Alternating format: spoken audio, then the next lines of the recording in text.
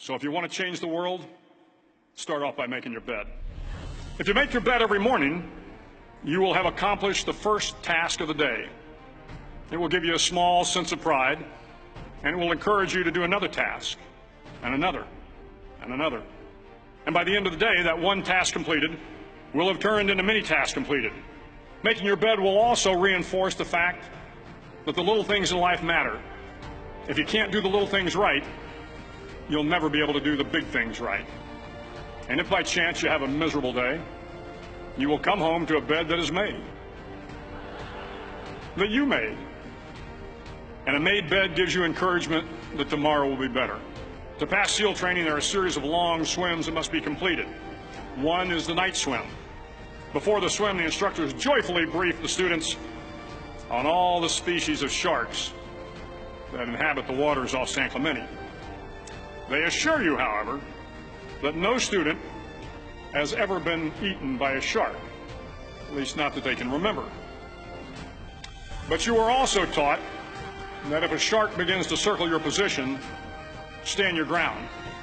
Do not swim away. Do not act afraid. And if the shark, hungry for a midnight snack, darts towards you, then summons up all your strength and punch him in the snout, and he will turn and swim away.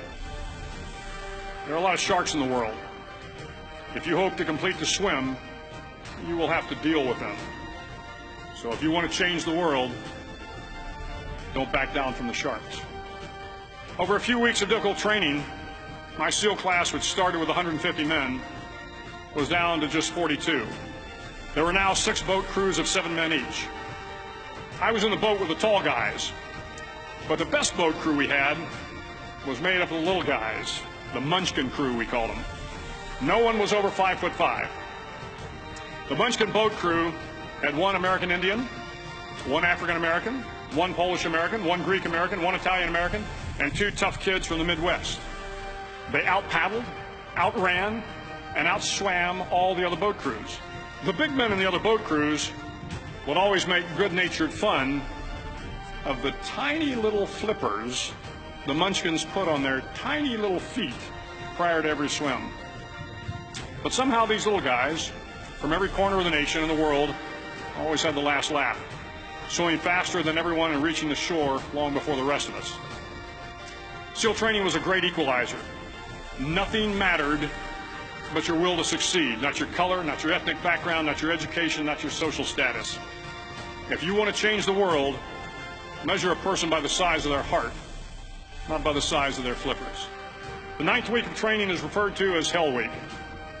It is 6 days of no sleep, constant physical and mental harassment, and 1 special day at the Mud Flats.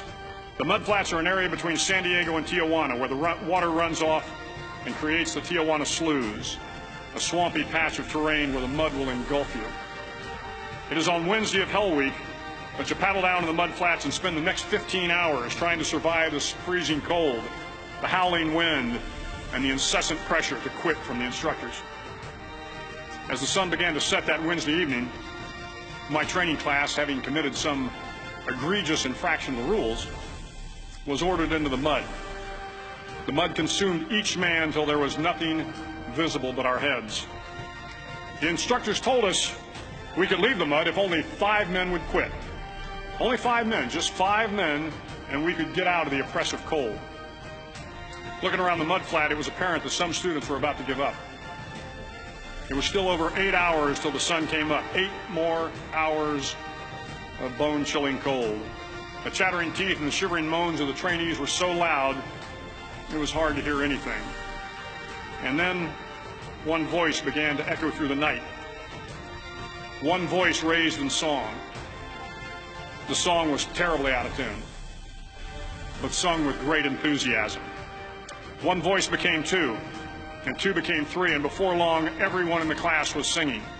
The instructors threatened us with more time in the mud if we kept up the singing, but the singing persisted, and somehow the mud seemed a little warmer, and the wind a little tamer, and the dawn not so far away. If I have learned anything in my time traveling the world, it is the power of hope, the power of one person, a Washington, a Lincoln, King, Mandela, and even a young girl from Pakistan, Malala.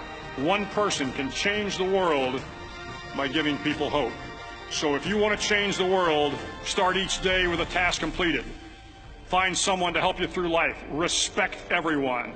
Know that life is not fair and that you will fail often. But if you take some risks, step up when the times are the toughest, face down the bullies, lift up the downtrodden, and never, ever give up. If you do these things, the next generation and the generations that follow will live in a world far better than the one we have today. And what started here will indeed have changed the world for the better.